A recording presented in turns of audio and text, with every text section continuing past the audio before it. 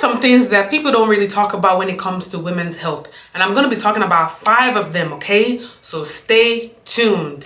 Hey everyone, my name is Dr. Ndidi Ehim, and today we're going to be talking about 5 topics that people don't really like to talk about when it comes to women's health. In case you don't know, my name is Dr. Ndidi Ehim. I am a licensed pharmacist here in Texas. I'm also a certified functional medicine and nutrition practitioner. So I love helping women who are dealing with fertility and weight issues as it relates to polycystic ovary syndrome, reverse it in natural ways without using harsh medications. Even though I'm a pharmacist, as you can see behind me, I still love the natural method to do things. So today I'm going to be talking about 5 topics when it comes to women's health that people don't really talk about. And for women, we just have to advocate for ourselves because not a lot of people who are women are speaking up, and we mostly have men that are talking for us. So basically what I want to do here is be a voice for us, and a lot of things that I've gone through personally on my own, and I didn't find a lot of people who were talking about it when it came to like pregnancy and having children and miscarriages and losing your pregnancy and when you're so far along. So all those things are very sensitive topics that nobody's talking about, as well as severe period issues, severe period cramping, all the ups and downs that come with that, not understanding your body every month because your cycle is irregular. It doesn't look the same every time. So those were the things that I wondered growing up in my teenage years, in my 20s, when I started having kids, and I'm like, I don't have the answers to this.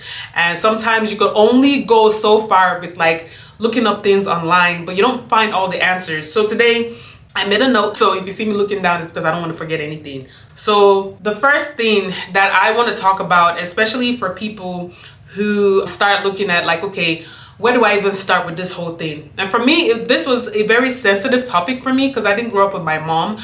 I grew up with my dad, and when that period in time came where I started having the period and my cycle, it was very sensitive. I didn't want to talk to anybody about it because I was so shy growing up. And so I'm very vocal now because I don't want someone else out there to be like me and then they're looking on the internet maybe and they don't find answers. So hopefully someone finds this and it helps them, okay? So number 1, let's talk about regular health screenings. They're very important, especially as a woman. A lot of things going on. Get your regular checkup. Every year you should have one health screening. You should go to a doctor, find somebody. If finances are a problem, I know there are a lot of like public or government funded clinics that you could go to and do like a well women's exam, okay? And in this exam, they're checking you physically, what's going on with you. They're looking at everything from your head, your eyes, your pelvic area, your vagina. They're checking to make sure everything is good. They might do a pap smear. Depending on your age, you might do a mammogram to make sure, you know, they're checking to make sure you don't have any lumps that might be at risk for breast cancer and things like that. So that's why these screenings are very important. You do them once a year. It's like getting like an oil change. If you have a car, you know, you do your, regular car maintenance every 3 months or 6 months, the same with our body, okay? And you as a person, as you're going throughout the year until your next one, you're supposed to pay attention to how your body is changing or different things that might be going on. Now, if you start feeling pain in a place where you didn't normally feel pain, and let's say it goes on for like a week and more, then you know something else is going on. So that's essentially why it's important to do these health screenings, okay? Second point is hormonal health and balance. Again, as women, our hormones are very important. We need to be having a period. The period comes with how our hormones are changing, okay? At a certain age, usually for most people, is at the age of 12. But as a girl goes from being a child into 12 and on, our bodies change. Not only are we physically changing, of course, you're growing boobs, your hips are getting wider and whatnot, but you start having a period, meaning you're bleeding, right?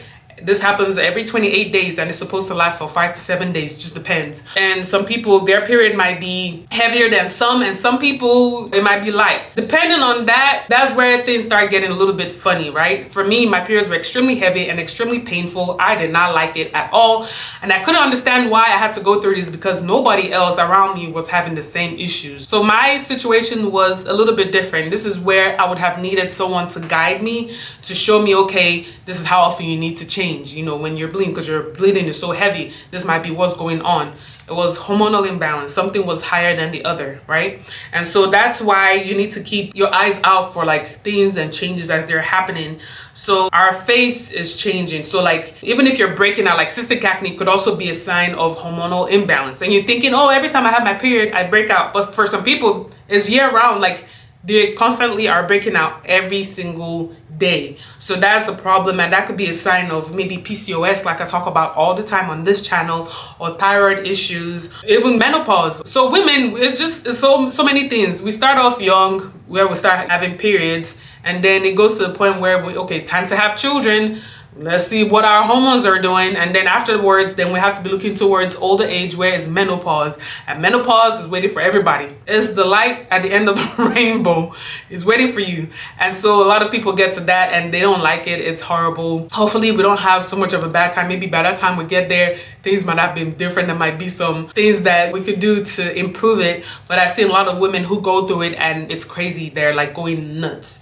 So that's why hormonal balance is very important, because you want your hormones to be balanced at all time, because depending on your age, wherever it meets you, if it's at menopause, an older age, or a younger age where it's imbalanced, or in the middle of your age where you're trying to have kids, if your hormones are not balanced, you'll have a hard time with a lot of things going on. So that's why you need to be making sure you're eating healthy, you're staying active, and all those things that help improve our hormones so it can stay balanced and maintained. The third point I want to talk about is mental health and wellness. This looks very different for a lot of people, but if you're a mom, it might look a whole lot different, because most women are tasked with the responsibility of doing the upbringing and having the children grow up, and especially if you're now a single mother, that responsibility falls on you hard. And I have 3 kids, and I know it's difficult to even like it's like you have a million, right? They're dragging you so many different places, and even when you're not feeling great, they don't understand that you still have to go. So your mental health is very important, and this is a communication that you might have to make your family and your kids understand. Like, mommy needs some time out, okay? I need to have my woosah moment, okay? Y'all need to back out, because it could be so much. You're trying to balance your home, you're working, you also have to make sure they all eat, you're running a home, your husband is okay, make sure all those things, right? And if you have a good partner, God bless you. Those of us who have very active husbands or active partners that are actually hands-on, that is a blessing. But I think there's also a special responsibility that innately we as women, we just overtake. So even though you have someone who's supporting you, there's a higher responsibility on you where you're like, it still falls on me. So sometimes you have to look for your out, right? What do you like to do that makes you happy? Even if it's the little things, even if you can't go on a big old vacation, right? What can you do right now? Is it doing your nails? Is it getting your lashes done? Is it getting your hair done? Getting a pedicure, massage, facials, little things like that. Even retail therapy, just driving somewhere on your own, or driving to a park somewhere and just sitting down in peace and quiet. And if you can't do it alone, then involve your kids. This is where sometimes your kids now have to step into your schedule, because you are still a human being that needs to take care of yourself, right? You might need to journal. You might need to write some things out. What is bothering you? Write out your plans, write out your vision. It makes you feel happier, like something is going to get accomplished in the future, but you need to write it out now. What else do you need to be in? Are you a prayerful person? Maybe you need to tune into your belief, right? I love to pray when things are like, I start feeling stressed or anxious, and I'm like, hey, God, take the burden away. You know, things like that. Because if not, it rests on your mental, right? I'm not a person that discusses a lot of things that go on in my life with other people. So for me, I'm very internal, and I just go with like, it's bothering me. I talk to my husband, I'm talking to God. And so that's how I release a lot of things that bother me. And I'm a very peaceful person. I really don't get into a whole lot of ups and downs, or people don't hear too much about like what bothers me, because I'm just the kind of person that probably just holds on and internalizes, and like, okay, my solution is not anybody but God. So whatever that belief system is for you, you need to tune into it and hold strong to it, because your mental health is very important. If you don't know how to take hold of a lot of things that's bothering you, it will be a problem. So just keep that in mind. Talk to somebody. Depression is real. It's real. It's real. Okay. No matter how old you are, if you're already an older woman, you're in your middle age, or you're younger, different things bother different people. And some people, depending on what else is going on, they can't take it. So you need to find a way to decompress. If it's, you need to be active and exercising and just getting things out, you need to find a way to do that. All right. My fourth point is nutrition and diet. I talk about this all the time. I have several videos on this channel already about why it's important for nutrition. Now, when it comes to our health, there are a lot of benefits that a balanced diet can provide us. You need energy. You need all the vitamins and nutrition and minerals that are coming from a balanced diet, because you're the one that is really on the home front doing a lot of things. So if you're not eating a very nutritious meal, it will tell. Same thing with me, right? If I start getting very slow, my kids are asking me for a lot of things that I can't move, I'm like, okay, when last did I eat? Okay, when last did I eat and what is going on? So I have to have a balanced diet. It has to include lots of vegetables, colorful stuff. I still have to have my proteins. I still have to have healthy fats on my plate. I'm eating all of that together. And eat at the right time. If you haven't eaten all day, my goodness, do not go to bed like that, because your muscles, it will tell. You'll wake up the next day and you'll be very tired, and even sometimes wake up with pain. That is a sign that something is lacking in your body. And then this is where taking like a balanced multivitamin comes in. I like the alpha base. That's what I take. I carry it here in my pharmacy. I ship it all over the United States. If you want one, go ahead and message me. I'll send you a link to grab it. But that is how I stay calm. If I'm not eating a balanced diet, I have to be taking a supplement that has all of those things that I need every day. So just keep that in mind. A nutritious meal and your diet also affects fertility. I have a lot of people message me talking every day about they're trying to conceive and things they need to stop and things they need to be eating. Whatever you put in your mouth is what shows out in our outsides or our bodies. So just keep that in mind, that when you're talking about nutrition and diet, sometimes drinking the Coke just to get energy is not what you need to be doing. Maybe you need to cleanse out. Maybe you need to detox. Maybe you need to drink some more water. Maybe you need something more nutritious to fuel your muscles. Okay, so just keep that in mind. And the last thing I want to talk about, it goes without saying, but I've already mentioned it in so many other points here today, but it's exercising, physical activity. You want to remain physical. So most of us women, depending on what stage you are, you might have time to be exercising and schedule it out on your calendar. I know before I had my kids, before I got married, I used to go work out 5 a.m., me and my friend. I don't have time for that anymore, because even before I open my eyes, my kids are already on my bed and the day has to start. I have to go shower them. We start making breakfast. We start dressing them up. Before you know, everybody's out of the house. Same thing at the end of the day, getting them from school. They have to eat, they have to shower, and by the time you've done all that, the day has ended. So now you need to think in the middle of the day, and I'm talking to moms right now, right?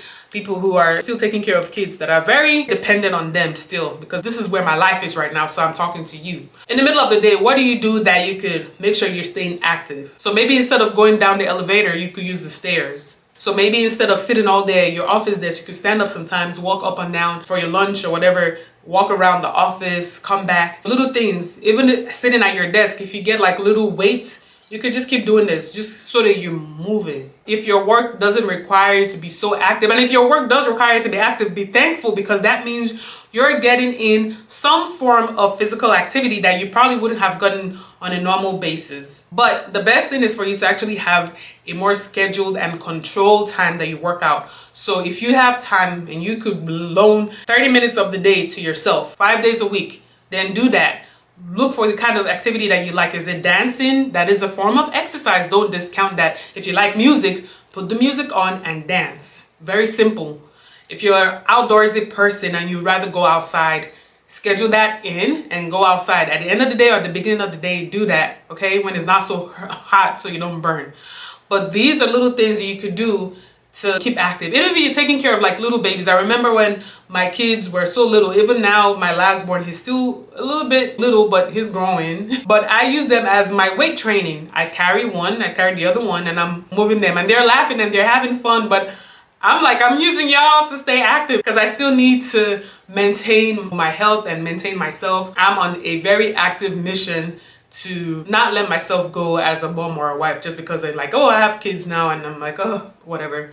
So those are the things you can do. And if you're already at the point where you're like, oh my goodness, I don't know if this can work for me, yes, it can. First, start with what you put in your mouth, what you're eating, and then go in and detox, so the other backup of things that you had in your system, they can get flushed out. So now when you start exercising and eating good, it's actually working properly because nothing else is backing it up. So this is how we as women, we could take control of our health, and we could focus on doing little things here and there just to make sure we're still whole. The most important thing for us women is to balance our hormones, because when our hormones are out of whack, it affects us way differently than it does men, because a lot of things are going on that need to come out, a lot of things go on with us. So that's very important for us women, to just make sure we keep an eye out on making sure that we're good. So that is all I have to talk about today. If you like any of this, if you found it helpful, go ahead and hit the like button, share it to other people that this might benefit, and subscribe so that YouTube knows that we're doing and putting out information that's very helpful and valuable for you. Well, thank you so much, and I will talk to you next time. Take care. Bye-bye.